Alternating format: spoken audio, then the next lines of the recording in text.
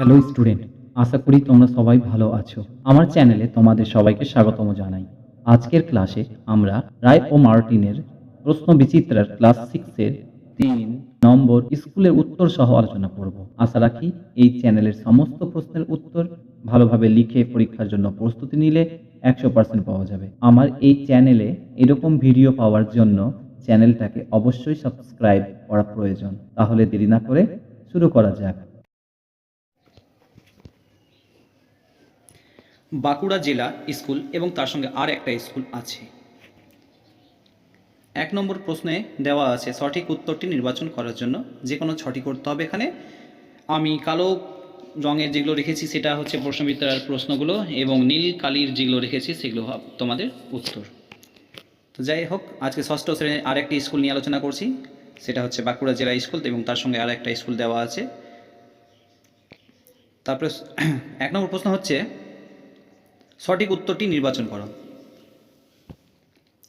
তো এখানে প্রদত্ত কোন ঘটনাটি একমুখী? মোম গলে যাওয়া, গাছের পাতা হলুদ হয়ে যাওয়া, রোদের তাপে রেল লাইন গরম হয়ে যাওয়া, জল থেকে বাষ্প তৈরি হওয়া। একমুখী বলা হয়েছে, তার জন্য গাছের পাতা হলুদ হয়ে যাওয়াটাই হবে, কারণ গাছের পাতা হলুদ হয়ে গেলে তারপরে আর ফিরে সবুজ হবে না।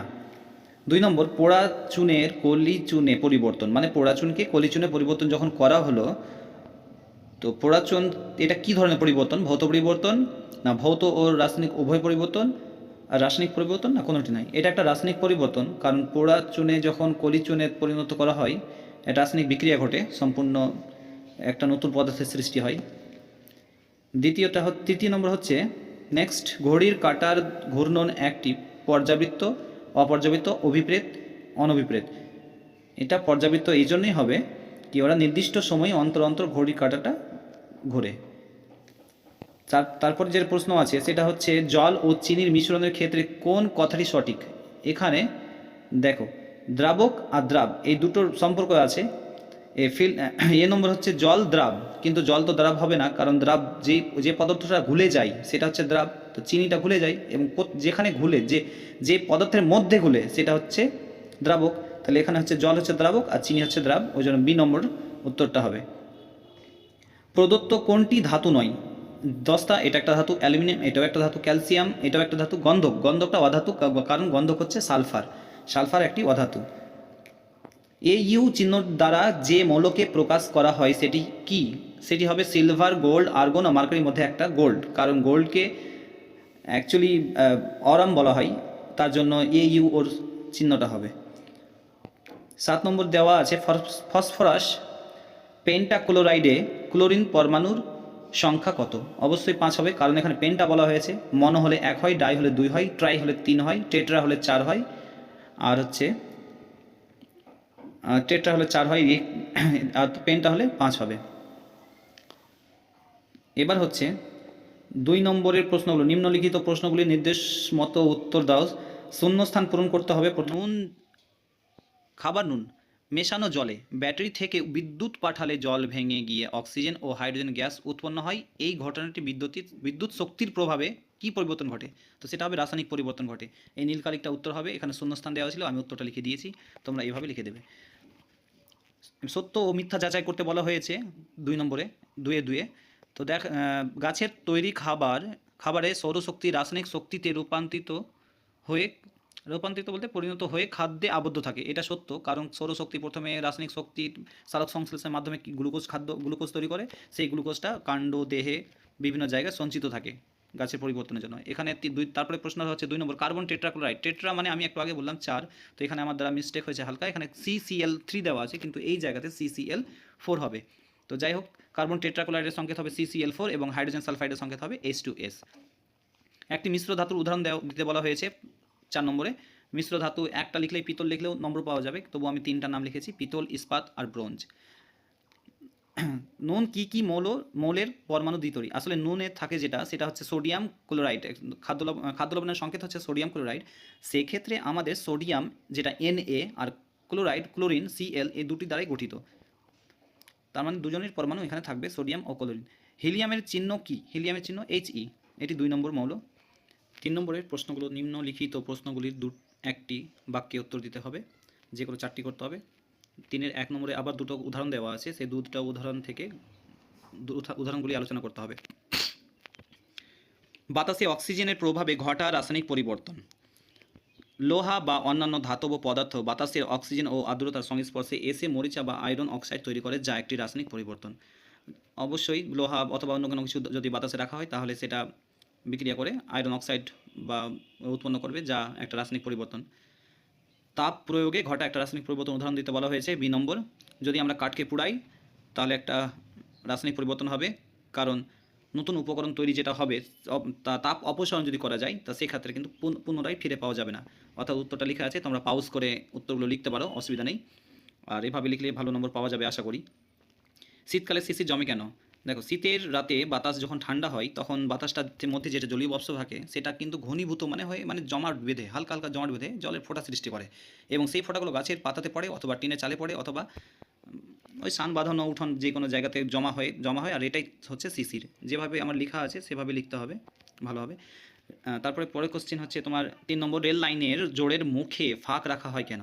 গ্রীষ্মকালে দেখো প্রচণ্ড তাপ থাকে, সবাই জানে। সেই তাপের জন্য রেল লাইন, যেটা লোহার রেল লাইন তৈরি, তো সেই তার উপরে তো অনেক সময় গাড়ি চলে, তো ঘর্ষণের ফলে আরও তাপ উৎপন্ন হয়ে যায়।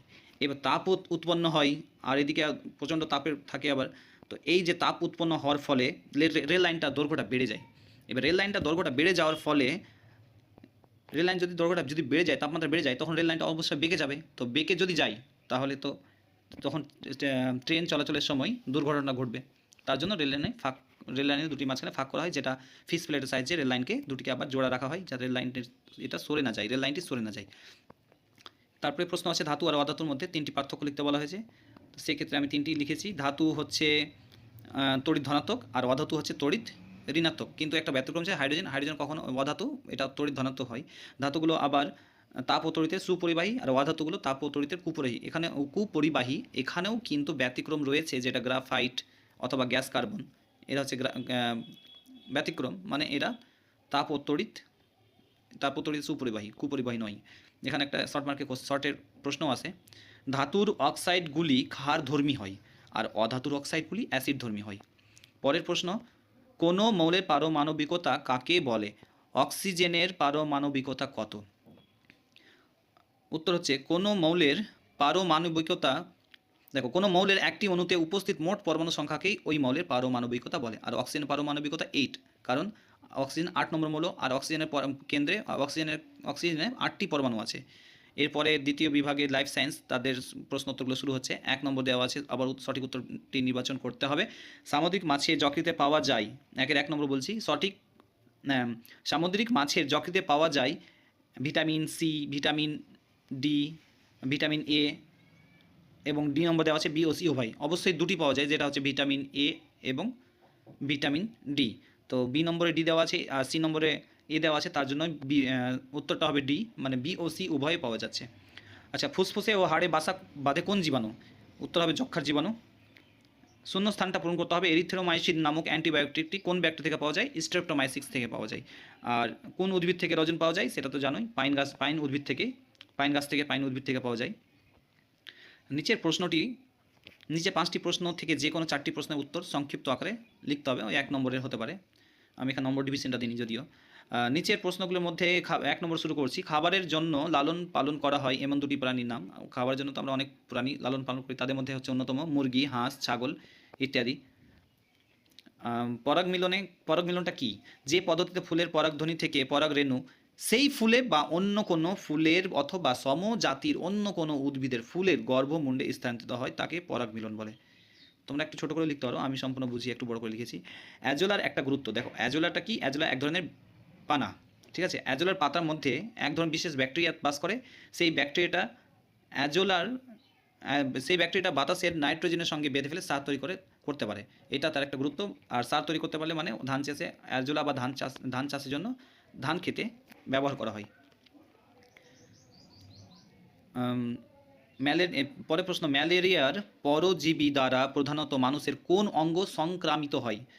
তো সেটা যে অঙ্গ হচ্ছে সেটা হচ্ছে যকৃৎ, আর একটা হবে লোহিত রক্তকণিকা ও যকৃৎ। ভিটামিন এ এর কাজ কি? দেখো, আমাদের চোখ ভালো রাখতে সাহায্য করে। নিচের যে কোনো একটি প্রশ্ন উত্তর দিতে হবে, আমি দুটোই করে দেখিয়েছি। তো প্রথম প্রশ্ন হচ্ছে, সাগর কুসুম কিসের সাহায্যে সন্ন্যাসী কাঁকড়াকে রক্ষা করে? সন্ন্যাসী কাঁকড়ার পেটের অংশটি নরম হওয়ায় মৃত্যু সামুদ্রিক প্রাণীর খোলসে বাসা বাঁধে। এরা পিঠে করে সাগর কুসুমকে বয়ে নিয়ে বেড়ায়। সাগর কুসুমের বিষাক্ত কোষযুক্ত টেন্টাকল সন্ন্যাসী কাঁকড়াকে শিকারী প্রাণী থেকে রক্ষা করে।